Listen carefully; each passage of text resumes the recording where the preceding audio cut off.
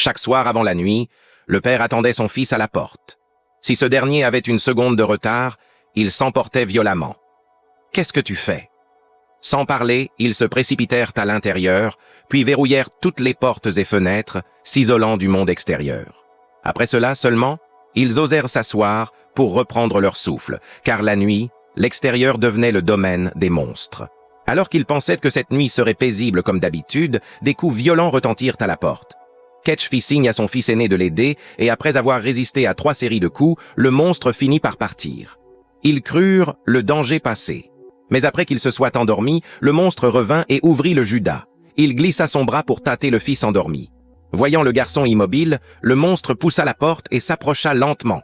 Mais au moment où il allait réussir, le garçon, qui feignait de dormir, ouvrit les yeux et actionna un mécanisme. Une cage en fer tomba brusquement, emprisonnant le monstre qui n'avait pu esquiver. Tout cela était un piège tendu par le garçon. Le lendemain, Ketch vit les griffures sur la porte. Il la démonta pour la remplacer par des plaques d'acier. Le père et ses fils se séparèrent pour les réparations, mais alors que les frères partaient en voiture, Thomas sauta du véhicule pour aller ailleurs. Tom ne comprenait pas, mais pensant qu'il se retrouverait avant la nuit, il alla seul à l'endroit indiqué. Avec le treuil de la voiture, Tom descendit dans une centrale hydroélectrique abandonnée, mais avant de chercher des provisions, il découvrit l'endroit envahi de cafards, créatures symbiotiques des monstres. L'endroit était un repère de monstres. Réalisant le danger, Tom remonta précipitamment, mais la voiture ne démarrait pas. Le soleil allait se coucher, il devait démarrer rapidement pour rejoindre son frère. Ignorant que son frère voyait secrètement la fille du voisin, les deux s'étreignaient passionnément, inconscients du danger de Tom. Ce n'est qu'à la nuit tombée que Thomas fit ses adieux à Charlotte et partit en courant, mais pressé, il fit une erreur. Thomas, distrait, tomba dans une fosse qu'il connaissait pourtant.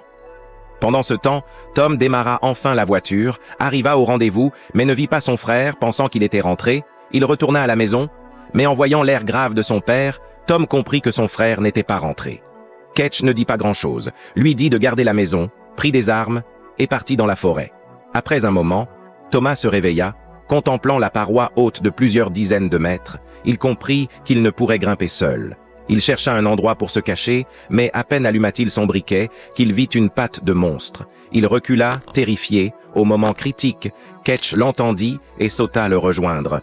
Puis il poignarda le monstre de nombreuses fois, le tuant définitivement. Mais à l'extérieur, c'était le règne des monstres. Ils durent passer la nuit ici. Mais quelques minutes plus tard, le sol s'effondra, révélant un trou, comme si un monstre allait sortir, les débris bloquant la sortie. Ketch sortit de la dynamite, en plaça un peu, dit à Thomas de reculer, puis frappa la pierre qu'il tenait. Le monstre fut éliminé, mais tous deux furent ensevelis. Thomas creusa frénétiquement et parvint à sortir Ketch à bout de souffle. À la maison, Tom, après avoir veillé, vit le jour se lever.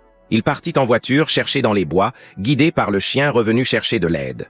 Il retrouva son père et son frère, mais l'état de Ketch était critique.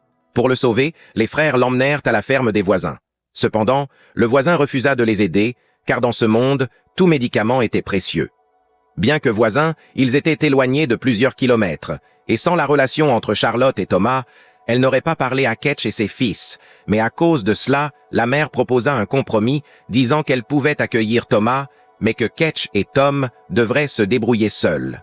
Thomas retourna à la voiture sans un mot, mais Thomas, après avoir hésité, choisit de rester, alors que Thomas pensait être abandonné. Il ignorait que Thomas avait un autre plan. Il restait pour obtenir un médicament.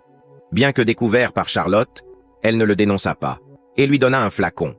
Mais ils ignoraient que leur conversation avait été entendue par le contremaître. Alors que Thomas s'apprêtait à rentrer, le contremaître l'arrêta. Thomas dut remettre le médicament, mais le contremaître ne voulut pas le laisser partir. Il dit qu'il casserait une jambe à Thomas, mais au moment d'appuyer sur la gâchette, il fut entraîné par un monstre. Immédiatement, d'innombrables monstres surgirent. La situation devint chaotique. Même la maison des voisins fut envahie. Charlotte sortit et vit ses parents tués par les monstres. À ce moment, Thomas se libéra, mais vit un monstre devant lui. Alors qu'il allait attaquer, Charlotte l'abattit. Ensuite, ils s'enfuirent. La maison était un brasier. Mais les dangers persistaient. Il dura trouver un nouvel abri. Pendant ce temps, chez Ketch, les monstres apparaissaient. Le plancher était creusé.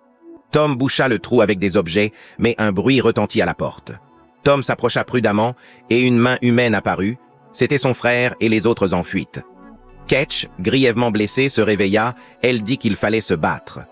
Tous installèrent des pièges. Avec de la dynamite, ils versèrent de l'essence dans les trous. À peine fini, des monstres s'infiltrèrent. Tout le monde retint son souffle. Thomas attaqua par derrière. Mais les monstres étaient forts. Ils ne purent les maîtriser. Au moment critique, Ketch apparut, armée d'une barre de fer. Elle repoussa plusieurs monstres, mais cela l'affaiblit davantage. Voyant de plus en plus de monstres, Ketch comprit que tous périraient. Elle s'enferma à l'extérieur, ignora les cris de Tom et mit le feu. Au moment où les monstres enfoncèrent la porte, une explosion violente retentit. Quand tout redevint calme, les trois sortirent. Les alentours n'étaient que ruines. L'espoir gagné par Ketch au prix de sa vie, peu importe ce monde, tant que certains osent prendre les armes, un avenir meilleur pourrait être construit. Merci d'avoir regardé cette vidéo jusqu'au bout. Si ce contenu t'a plu, abonne-toi pour découvrir d'autres vidéos comme celle-ci. N'oublie pas de liker et de laisser un commentaire, ton soutien fait vraiment plaisir.